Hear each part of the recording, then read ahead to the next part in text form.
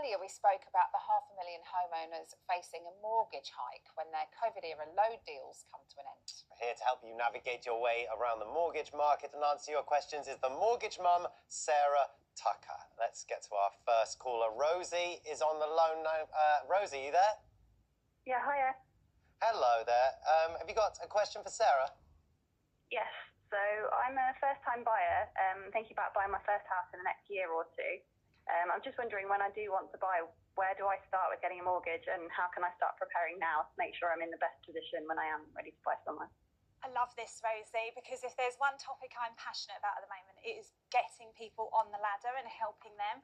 So thank you so much for ringing in, because it means I can talk about this topic now. So firstly, you're doing the right thing. The first thing I would advise anyone in your position to do is speak to an advisor now.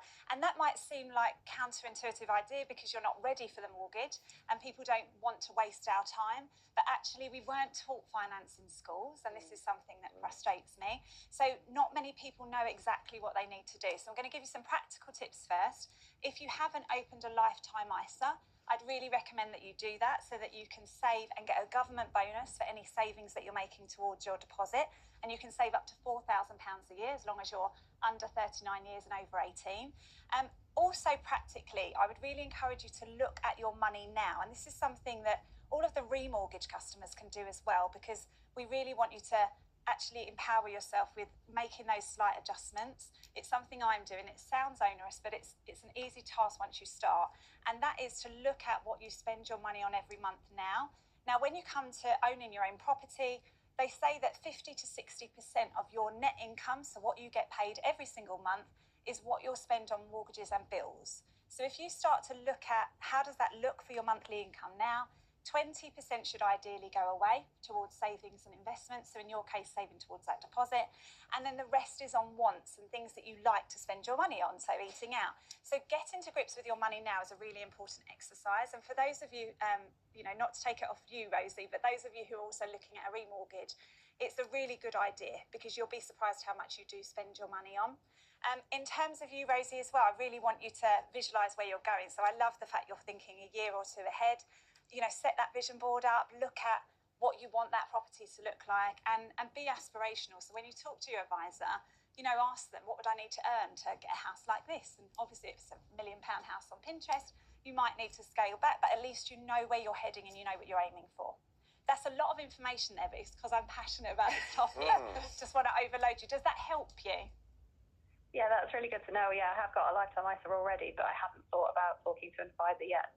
Good. We'll definitely talk to one, and they are ready to help. We work with long-term clients for years before they're ready, and then it makes us so excited when you actually buy a property, put your key through the door, and it actually happens for you. Great.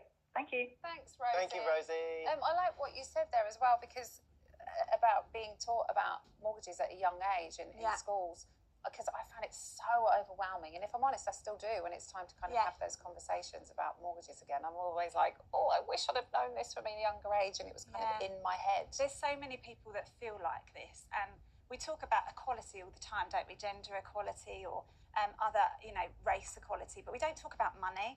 And money affects all of us. It's at the core of everything we do. There's so much emotion attached to it, and we're at the mercy of whatever our parents were taught and their parents were taught, and we don't know any better. So it's our job to try and tell people the information. And I do think there is a gap where people want to get on the ladder and they don't know how. And that's really where we come in. We have Peter on the line as well this morning. Are you there, Peter?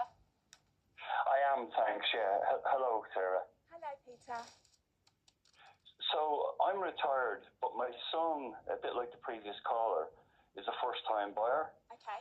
And he's living at home with us. So he is self-employed and he's in his mid-30s. So what I'm trying to find out for him, is there anywhere that he can get more than 4 times his annual salary? Because there are salaries and mortgages given for 6 times the salary if you're employed, but he's actually self-employed. That's my question. Okay, it's a good question, and I have a good answer for your son. So I know what mortgage you're talking about. You're talking about the nationwide Helping Hand mortgage, which is 6 times income. It's had a lot of press recently because they've lowered the income to £30,000, but it is only for the employed. However, April mortgages are sort of new lender to the market that I spoke about last time. they can do up to 7 times your income, even if you are self-employed.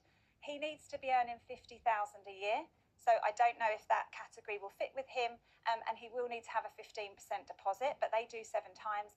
There's other lenders like Leeds and Accord that will do 5.5 times your income, even if you're self-employed. So the 4 times is not correct. It's misinformation, so it's really important to clear that up, that things have changed. And the reason why they've changed, you might have seen in the news that there's changes to what's called the loan to income. And I don't want to overcomplicate it, but essentially what that means is affordability has improved. Affordability across the mortgage market is better.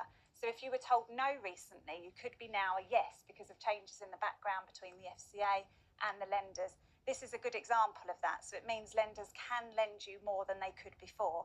I want you to tell your son as well, Peter, that if he is self-employed, it's about the last 2 years often. Your income will be averaged over 2 years. There are some that will look at your latest year, but it's important to look ahead, essentially. And it's great that you're housing him. Obviously, we heard earlier, 8 out of 10 people have to move in with mum and dad while they save. And yeah, you're putting him in a fortunate position that he can prepare. Sure.